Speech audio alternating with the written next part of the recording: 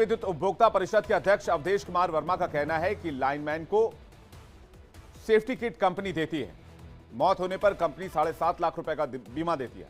और अवधेश जी इस वक्त सीधे इंडिया डेली के साथ हमारे साथ जुड़े हुए हैं, सीधे उनके पास चलते हैं। अवधेश जी, उपभोक्ता परिषद के अध्यक्ष हैं आप, लेकिन लाइनमैन की जो स्थिति मैं देख रहा हूं और जो आंकड़े निकलकर सामने आए और हादसे की जो तस्वीर सामने आई है वो दुखद है और इस सवाल को जन्म देती है कि क्या इनकी जिंदगी की कोई कीमत नहीं है, जिनकी बदौलत हमारे घरों में 24 घंटे बिजली आपूर्ति रहती है। अवधेश जी, देखिए, जहां तक सवाल है कि सबसे पहले मैं आपको स्पष्ट कर देना चाहता हूं, जो भी पूरे उत्तर प्रदेश में विद्युत दुर्घटनाएं हो रही, निश्चित तौर पे उसमें 90% उदासीनता है। और जो हमारे संविदा कर्मी है, उनको जो उपकरण मिलना चाहिए, जो सेफ्टी डिवाइस मिलना चाहिए, वो उनको नहीं दिया जाता। जो लोग अभी मैं देख रहा था कि हरीश बंसल जो चीफ है, वो बता रहे थे कि उनको उपकरण मिलते हैं। सवाल वो नहीं है, सवाल ये है कि जब टेंडर होता है, टेंडर तो देने वाले बिजली विभाग के लोग हैं।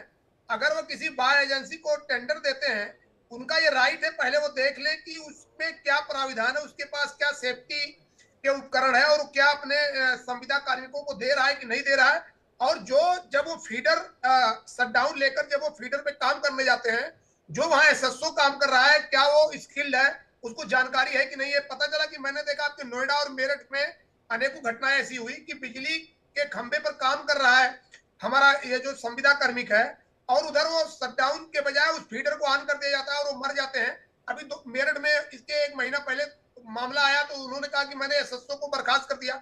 यहाँ बर्खास्त करने से काम नहीं चलेगा। सवाल यह है कि लगातार विद्युत दुर्घटनाएं क्यों हो रही हैं, इसके पीछे कौन लोग जिम्मेदार हैं। मैं आपको बताऊं, अभी मैं आपके यहीं पे गया हुआ था, आपके नोएडा में और मेरठ में। मैंने ये मुद्दा उठाया था, वहां पे सभी पूरा पावर कारपोरेशन था नोएडा और मेरठ में। मैंने कहा बताइए, उदासीनता बढ़ती जा रही लगातार और आप लोग केवल पल्ला झाड़ लेते हैं। कभी कह देते हैं कि ठेकेदार का आदमी है, कभी कह देते हैं कि वो गलत तरीके से काम कर रहा था। सवाल ये नहीं है, सवाल ये है कि जो भी सिस्टम को 1956 रूल के तहत सक्षम होना चाहिए, वो सक्षम क्यों नहीं था।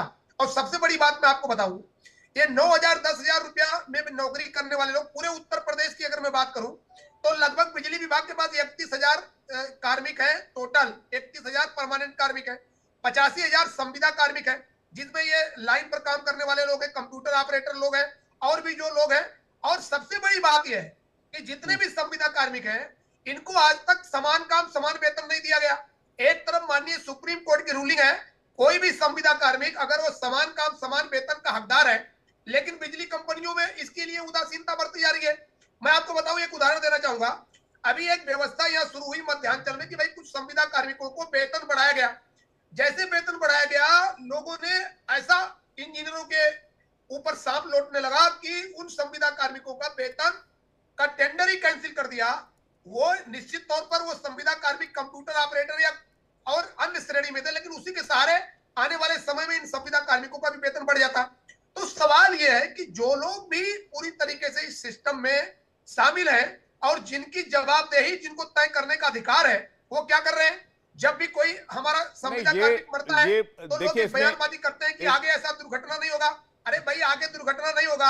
आज के 12-13 की अगर बात करूं तो 570 लोगों की डेथ होती थी, आज 1120 लोग मर रहे हैं लगभग। नहीं अवधेश जी, ये तो सीधे मौत से खेलने वाली बात है ना। अगर कोई लाइनमैन खंबे पे चढ़कर अगर कोई लाइनमैन खंबे पे चढ़कर बिजली ठीक कर रहा है तो वो सीधे सीधे अपनी जिंदगी को दांव पर लगा रहा है। अव्वल तो ये इसमें लापरवाही बहुत ज्यादा है कि भाई किसी ने करंट चालू कर दिया तो जेई को सस्पेंड कर दिया, तो भाई ये कर दिए तो वो कर दिए। लेकिन इसमें उदासीनता तो ये है कि ऐसी चूक बार बार क्यों होती है। अगर एक घटना, अभी मैंने आंकड़ा दिखाया, वो आंकड़ा बहुत चौंकाने वाला है। हर साल 1,000 लोगों से 1,000 से ज्यादा लोगों की जान जा रही है। एक चीज मैं और बता दूं, मैंने कई बार पावर कारपोरेशन प्रबंधन को और इनको बताया कि जो आपकी 1956 रूल के तहत जो आपकी लाइनें हैं वो कार्यक्षम नहीं है। जब वो लाइनें कार्यक्षम नहीं है, उसमें आप किसी को मौत के मुंह में क्यों ढकेल रहे हैं। आज इनका तार, अभी कल की मैं बात बताऊं, बदायूं में एक तार टूटा, एक पति पत्नी मोटरसाइकिल से जा रहे हैं और वो धू धू कर जलने लगे और उनकी डेथ हो गई।